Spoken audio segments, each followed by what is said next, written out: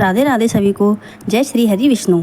आज हम आपके लिए लेकर आए हैं अधिक मास यानी पुरुषोत्तम मास की व्रत कथा। पुरुषोत्तम मास बहुत अत्यधिक महत्वपूर्ण माना गया है। यह भगवान को बहुत अत्यधिक प्रिय है। तो इसमें जो भी हम दान पुण्य स्नान आदि भागवत कथा करते हैं उसका हमें अत्यधिक पुण्य मिलता है। तो कथा शुरू करने से पहले आप सभी मेरे चैनल को लाइक शेयर एंड सब्सक्राइब कर लें। तो चलिए शुरू करते हैं हम पुरुषोत्तम मास की कथा। एक बुढ़िया माँ थी और उसके एक बेटा और बहू थे। वह बहुत धार्मिक प्रवृत्ति की थी। हर तीसरे साल पुरुषोत्तम मास आने पर खूब दान पुण्य किया करती और गंगा स्नान किया करती। एक बार जब पुरुषोत्तम मास आया तो उसके बेटे और बहू बोले, माँ तुम हर साल इतना दान पुण्य और स्नान करती हो, तुम्हें इसका क्या फल मिल रहा है। बूढ़ी माँ अपने बेटे और बहू के तानों को सुनकर घर से निकल आई और रास्ते में जय पुरुषोत्तम भगवान का जप करती हुई जाने लगी। रास्ते में बूढ़ी माँ को एक कोढ़ी मिला। उसने पूछा, बूढ़ी माँ कहाँ जा रही हो। बूढ़ी माँ ने कहा, भगवान पुरुषोत्तम से मिलने जा रही हूँ। कोढ़ी ने कहा, भगवान तुम्हें कहाँ मिलेंगे कि जहाँ भी मिलेंगे मिल जाएंगे। तो कोढ़ी ने कहा, बूढ़ी माँ अगर तुम भगवान से मिलने जा रही हो तो मेरे भी दुख का निवारण पूछ लेना। बूढ़ी माँ ने कहा, ठीक है मैं पूछ लूँगी। तो कोढ़ी ने बताया, जब से मैं 15 साल का हूँ तब से मुझे बहुत कोढ़ हो गए हैं और मुझे किस बात की सज़ा मिल रही है। बूढ़ी माँ बोली, मैं अवश्य तुम्हारे दुख का निवारण पूछूंगी। फिर वह जय पुरुषोत्तम भगवान करते हुए आगे चली। तो रास्ते में फिर उसे एक कुम्हार की पत्नी मिली। उसने पूछा, बूढ़ी माँ कहाँ जा रही हो। बूढ़ी माँ ने बोला, मैं अपने भगवान से मिलने जा रही हूँ।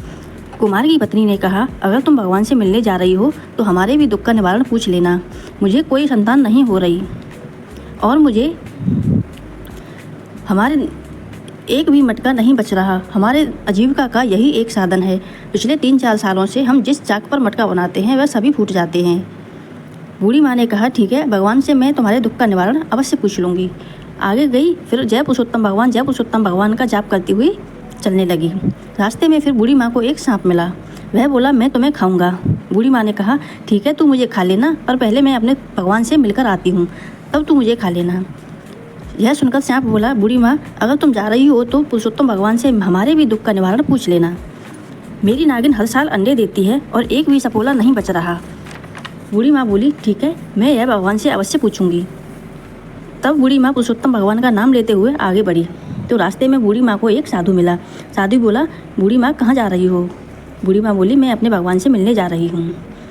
तो साधु बोला, क्या भगवान तुम्हें मिल जाएंगे। अगर भगवान तुम्हें मिल भी गए तो तुम उन्हें पहचानोगी कैसे। बूढ़ी माँ बोली, मैं पहचान लूँगी। तो वही साधु रूपी भगवान बूढ़ी माँ के सामने दर्शन देने के लिए प्रकट हो गए। तो बूढ़ी माँ बोली, हे प्रभु मेरे दुखों का निवारण करो। साधु रूपी भगवान बोले, बूढ़ी माँ बताओ तुम्हें क्या चाहिए, तुम्हारा कल्याण हो। बूढ़ी माँ बोली, प्रभु मैं अपने बहू और बेटों के तानों से आई हूँ। वह मुझे कहते हैं कि तुम हर साल इतना दान पुण्य और पूजा पाठ करती हो, इसका तुम्हें क्या फल मिल रहा है, तुम्हारे भगवान तुम्हें क्या दे रहे हैं। तो भगवान ने कहा, बताओ तुम्हें क्या चाहिए।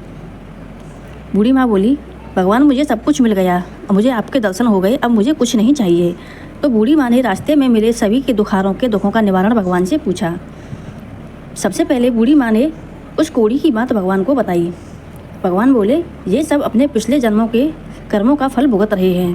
पिछले जन्म में वह कोढ़ी एक राजा था और अपने राज्य के लोगों को बिना किसी अपराध के दंड देता था। तुम मेरे चरण धूलि ले जाओ और उस कोढ़ी के शरीर पर लगा देना, जिससे वह ठीक हो जाएगा।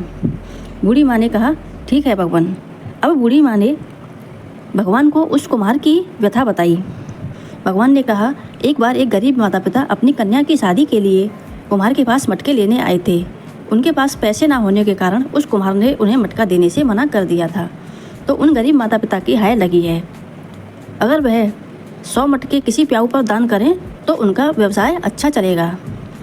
फिर बूढ़ी माँ ने भगवान को उस नागिन की व्यथा सुनाई। तो भगवान बोले, वह नागिन अपने पुराने जन्मों का फल भोग रही है। एक बार एक गर्भवती स्त्री को उस नागिन ने डस लिया था, जिससे उसे भी कोई बच्चा नहीं हो रहा और उसके डसने के कारण वह गर्भवती स्त्री और उसका बच्चा दोनों मर गए थे। अगर वह अपनी अमृत मणि किसी गरीब को दान दे तो उसे बच्चा जरूर हो जाएगा। यह सुनकर बूढ़ी माँ ने भगवान को प्रणाम किया और भगवान अंतर्ध्यान हो गए। जय परशुराम भगवान की बूढ़ी माँ अत्यंत प्रसन्न हुई सबसे पहले रास्ते में बूढ़ी माँ को कोढ़ी मिला। उसने पूछा, बूढ़ी माँ, क्या आपको भगवान के दर्शन हुए? बूढ़ी माँ ने कहा, हाँ, मुझे भगवान के दर्शन हुए हैं। तो क्या आपने उनसे मेरे बारे में पूछा? बूढ़ी माँ ने बताया कि हाँ, मैंने भगवान से तुम्हारे बारे में पूछा और उन्होंने अपने चरणों की धुनी दी है, ये तुम अपने शरीर पर लगा लो, तुम्हारे सारे कोढ़ सही हो जाएंगे। यह सुनकर वह कोढ़ी बहुत खुश हुआ और उसने भगवान के चरणों की धुनी अपने शरीर पर लगा ली और वह ठीक हो गया। उसने बूढ़ी माँ को बहुत सारा धन देकर विदा किया। फिर बूढ़ी माँ को कुम्हार की पत्नी मिली। कुम्हार की पत्नी ने कहा, बूढ़ी माँ, क्या तुम्हें भगवान के दर्शन हुए? बूढ़ी माँ ने कहा, हाँ बेटा, मुझे भगवान के दर्शन हुए। तो भगवान ने क्या कहा? भगवान ने कहा, अगर तुम 100 मटके किसी प्याऊ पर दान देंगे तो तुम्हारे सभी मटके बनेंगे। कुम्हार ने कहा कि ठीक है, हम आज ही 100 मटके प्याऊ पर दान देंगे। फिर बूढ़ी माँ आगे चली तो उसे सांप मिला। सांप ने कहा, बूढ़ी माँ, क्या तुम्हें भगवान के दर्शन हुए? बूढ़ी माँ ने कहा, हाँ, मुझे भगवान के दर्शन हुए। भगवान ने कहा है, अगर तुम अपनी अमृत मणि किसी गरीब को दान में दे दोगी तो तुम्हें अवश्य बच्चा होंगे। यह सुनकर सांप ने कहा, बूढ़ी माँ, कोई भी इंसान डर के मारे हमारे पास नहीं आता, तो यह अमृत मणि हम किसको देंगे? यह अमृत मणि आप ही ले जाओ। तो सांप ने वह अमृत मणि बूढ़ी माँ को दे दी। बूढ़ी माँ अमृत मणि लेकर अपने घर के लिए निकल पड़ी। जय पुरुषोत्तम भगवान का नाम का जाप करती हुई वह जाने लगी। उसने अपने घर जाकर देखा तो उसका टूटा फूटा घर महल के समान हो गया। उसके बेटे को नौकरी अच्छी मिल गई और उसके आंगन में पोता और पोती खेल रहे थे। यह देखकर बूढ़ी माँ बहुत खुश हुई। घर से उसके बेटे और बहू ने उनसे माफ़ी मांगी कि हे माँ, हमें माफ़ कर दो, हमने आपके भगवान पर प्रश्न किए। यह सुनकर बूढ़ी माँ ने उन्हें माफ़ किया और उनको अपनी गलती का प्रायश्चित हो गया। बोलो पुरुषोत्तम भगवान की जय। जैसे पुरुषोत्तम भगवान ने बूढ़ी माँ की सुनी है, वैसे ही पुरुषोत्तम भगवान सबकी सुनेंगे। यह मास भगवान को बहुत अधिक प्रिय है। तो चलो, इसी के साथ हम समाप्त करते हैं पुरुषोत्तम मास की कथा। आपको मेरी कहानी कैसी लगी कमेंट बॉक्स में कमेंट करके ज़रूर बताएं। बोलो श्री हरि विष्णु, जय पुरुषोत्तम मास की। राधे राधे।